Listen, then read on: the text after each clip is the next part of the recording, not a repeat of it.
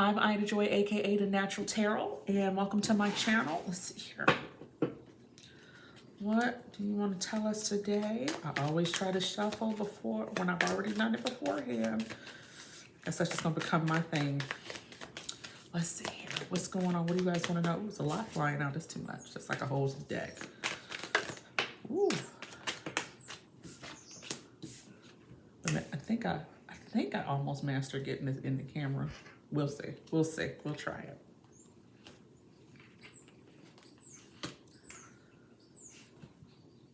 Oh, wow.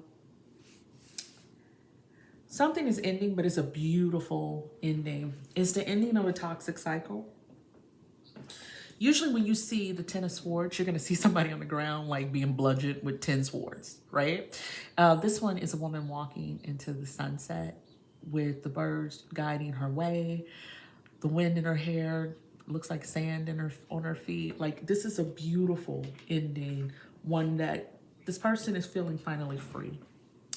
You're feeling finally free because you went through hell and back. You went through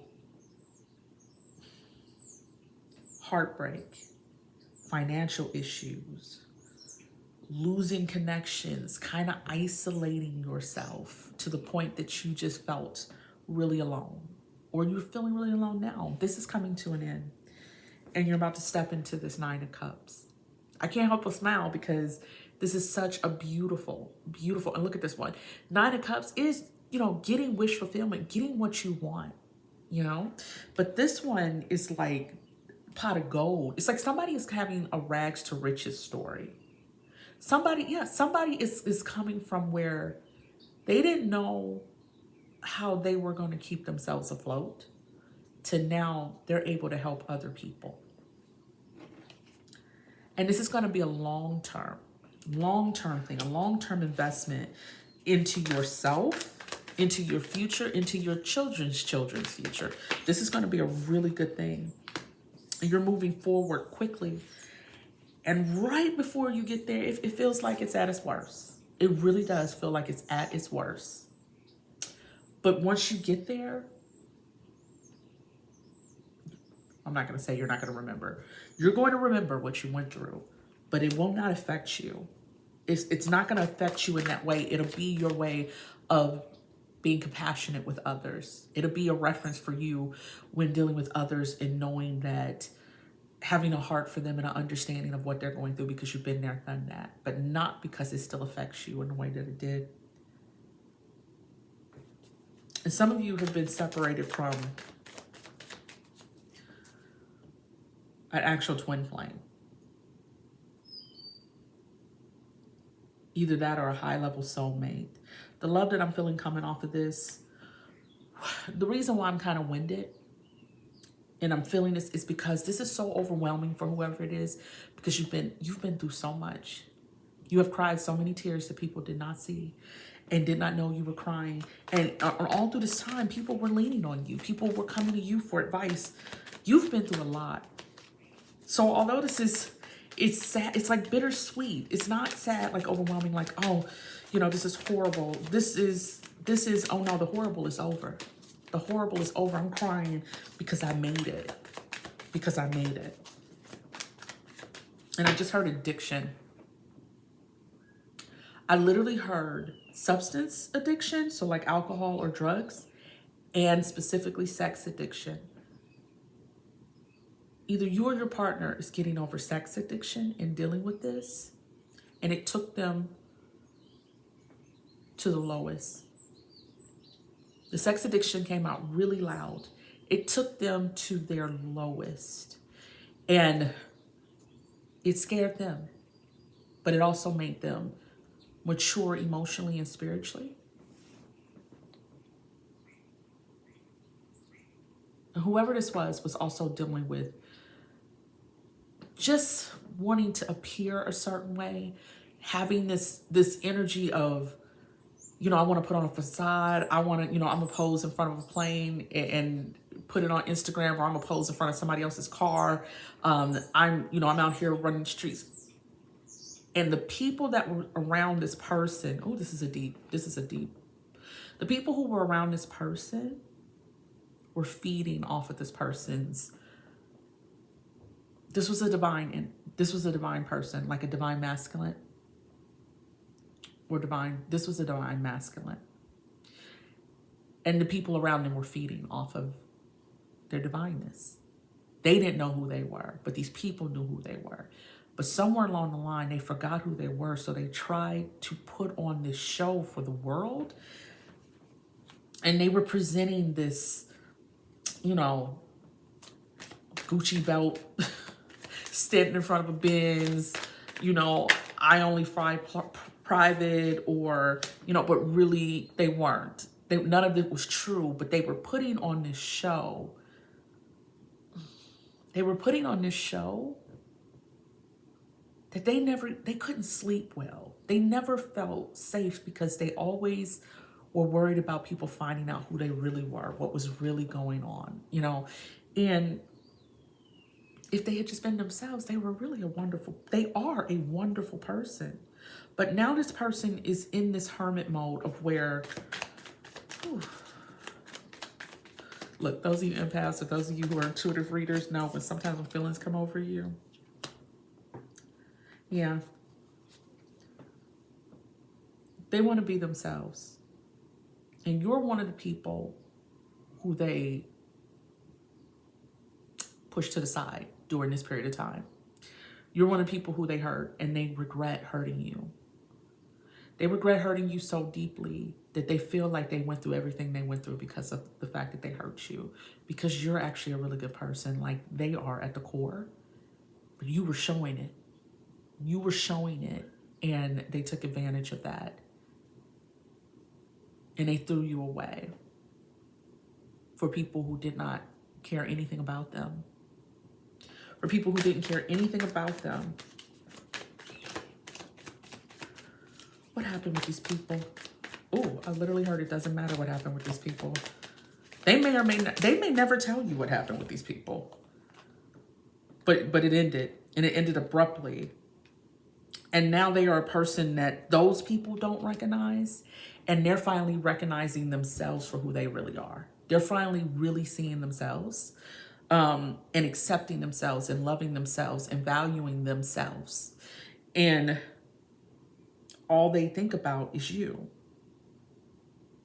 They see you as this place of peace, as this place of serenity. Usually when you see in the Seven of Wands, you see a person who, I don't know why I just did that, but you know how they do the products. I love doing that. Can you see it?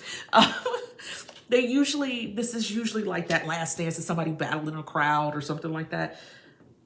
But this is representing one more chance with you. One more chance with the person who they could not hide, who they truly were with the person who they felt at peace with, they felt at home with you. They felt they had to run away from you because they could not fake around you. They could not hide who they really were. And they were more comfortable in this toxicity over here where they could get away with stuff. They didn't have to grow. They didn't have to work. They didn't have to whatever. But to be with you, they had to be their best self, their higher self. But now all they think about is you.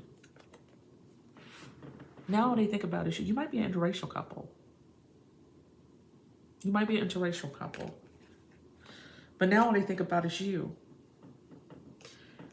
And they see you as this Nine of Pentacles. The one who has it all. The one who's just, look, she's just beautiful, shining, and bright, and loving. That's how they see you. And they find themselves in regret over losing you. I had this a few months ago. And a lot of times this can be in a collective. But I had this a few months ago. But this is the outcome of this story. Where this person now wants to work with you. They want to be with you. And they see you as their empress. They see you as their world. They want to work with you. And they want to build with you. And they are wounded from their past. They are severely wounded from their past. But they're using that wound, that scar, kind of like a badge of honor. Sorry, I had my window open. I heard the birds fluttering. They're using that scar like a badge of honor. Like a badge of honor. Versus it being like, oh, you know, I'm so sad. I'm so this. Look, this person, this is a good person. This is a really good person who was very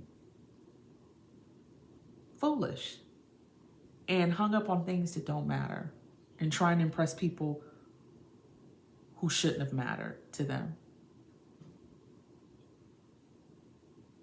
And they want to come home. They want to come home.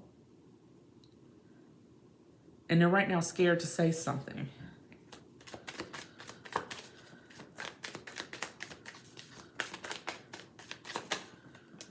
Yeah, but they're about to. They talk themselves out of it, and then they come, and then they get up and they're like, I'm gonna do it tomorrow, I'm gonna do it tomorrow, and then they don't. But they're about to do it because they're getting to the point where they can't think of anything else. They can't think of anything but you and loving you. And something about your eyes. They love your eyes and they love your smile. But they love your eyes. And it's difficult, or it used to be difficult for them to look you in the eye.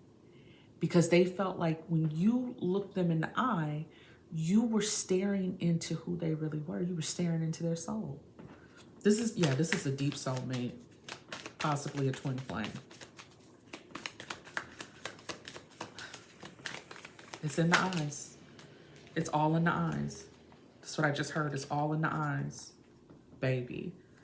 But yeah, whoever they are, they're a smooth talker.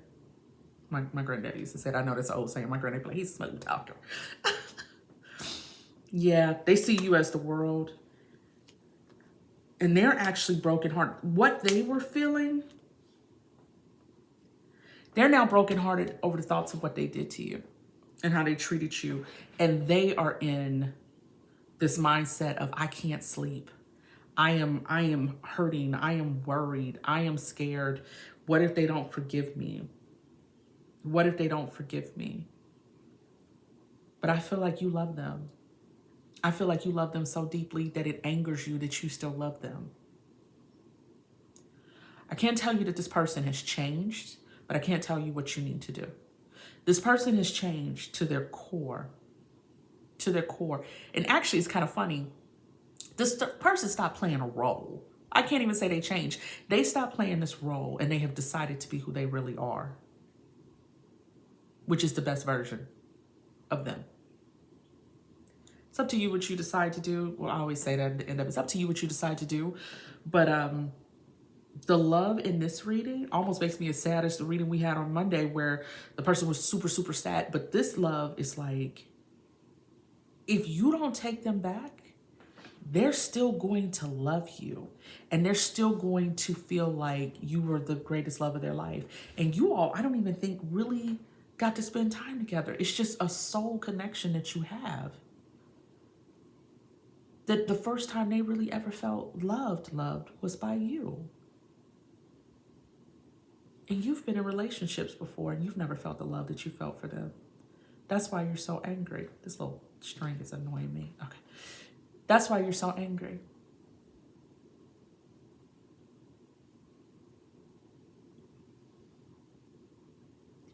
If you want to cuss them out, that's fine.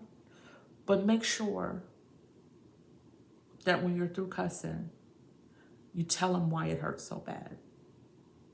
Because you love them so much. All right. I kind of hope you all end up together. This love is beautiful. This love is beautiful, but I'm not telling you what to do. And if you feel like it was too much, then it was too much. That's fine. That's fine. But get your, oh, Lord, I'm gonna bit my tongue. Spirit said, I was about to say, can I say it? Please don't make me bite my tongue. I was about to say, get your closure, but I almost bit my tongue when saying that.